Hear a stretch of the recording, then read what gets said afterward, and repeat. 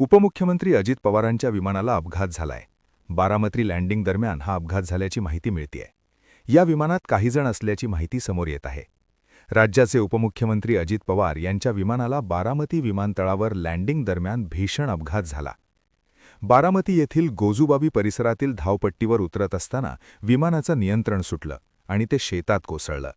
या भीषण घटनेत अजित पवार यांच्यासह विमानातील इतर 3 जण जखमी झाले आहेत.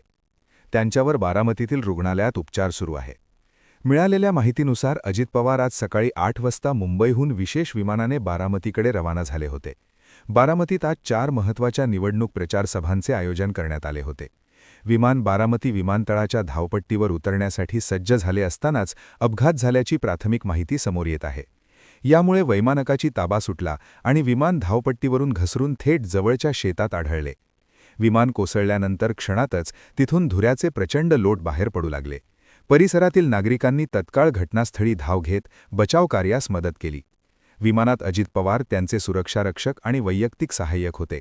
या सर्वांना तातडीने रुग्णवाहिकेकडून बारामतीमधील एका हायटेक रुग्णालयात हलवण्यात आले आहे.